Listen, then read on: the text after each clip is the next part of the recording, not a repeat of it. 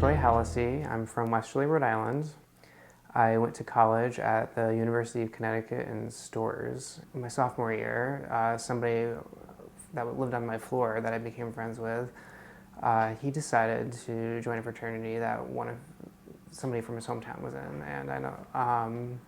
So he invited me to a party one night at the fraternity house, and I decided that I would go and check it out to see what it was like. We were playing beer pong, and in walks in one of these brothers, and he had long bleach blonde hair and was wearing these cool clothes, like he looked like one of the Backstreet Boys, but it was like, the year 2000, so that was cool.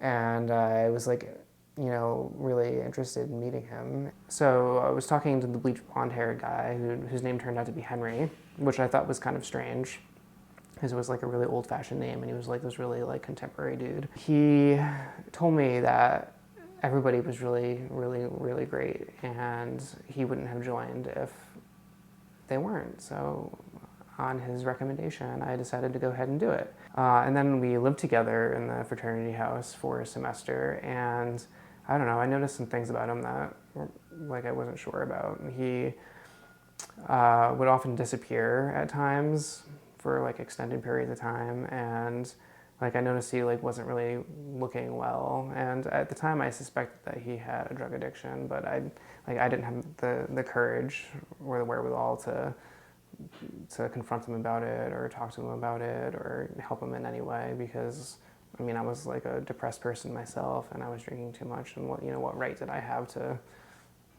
say anything about it? So ultimately, like, I ended up graduating. I moved back home to Westerly, Rhode Island, and I decided to kind of finally be myself. Like, I learned in my fraternity that I should be myself, but I didn't really practice it because I was afraid of how people would react. And I came out to my friends and my family. I decided to go back to school for a do-over because I got kind of bad grades while I was at UConn, and I studied art. I got my first boyfriend of 2 years, and I had like a lot of gay friends, and it was just like a really awesome, positive experience. It was my last semester. It was Thanksgiving Eve 2006, and it was my last semester at URI. I was kind of like getting excited. I was working at a restaurant at the time, and I was working that night, and I remember my friend Brian and I, like, we were both working, and I was exhausted, and he like kept nagging me that he wanted to go out after work, and I was like, no, I can't go. It's like a 25-minute drive. In the end, he finally convinced me, and I went, and we got to the bar like just before midnight, and as soon as I walked in, I saw this guy. And I was just instantly attracted to him, and I was like, I think I know him. I don't know how I know him, but I know him. And I was thinking about it for about 5 minutes, and then I finally said to my friend Brian, I'm like, Brian, go up to him and ask him if his name is Henry. He's like, no, I can't do that. I'm like, come on, just do it.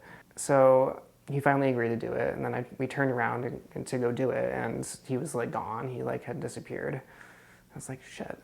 So I was like, oh, well, he probably walked out the back entrance, because the bar had this like back patio and some stairs that went down to the street.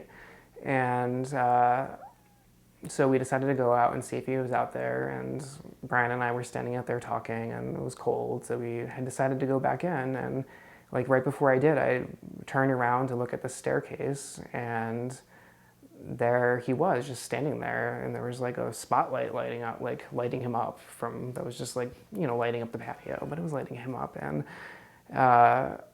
he saw me and looked at me and was like, Brother Troy. His friend Tia said, are you gay? And he answered for me. He said, yes, he's very, very gay. I think I replied something to the extent, it was like, oh, it takes one to know one.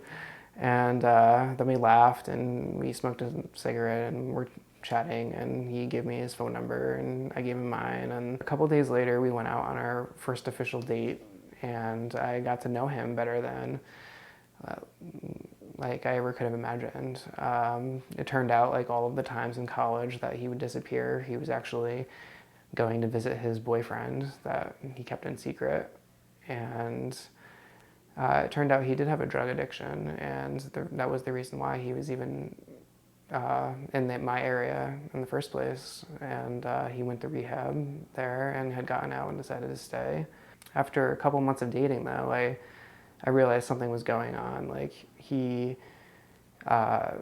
started to not look well again, kind of like he did when we were in college, and it was becoming like just really obvious that he had relapsed. And I couldn't help him before, but now like I had this new courage, and I felt like I could help him, and I made it my mission to do so. And just one day I had enough, and I was like, Henry, like, we're done, like, this is it. And I broke up with him. He ended up in rehab after that, and it turned out to be a really positive thing. And I would go to rehab and visit him once a week, and became an active part in his recovery. We've been together now for 10 years almost, and we got married 6 years ago. And we've had our ups and downs, but all in all, like, we kind of stick to the basic strength of our relationship, which is, a lasting lifelong friendship. The process of the 10 years of our relationship, I think, has been such a learning experience for me. Like, it's tested all of my limits, and I like know who I am, like, more now than I ever have before.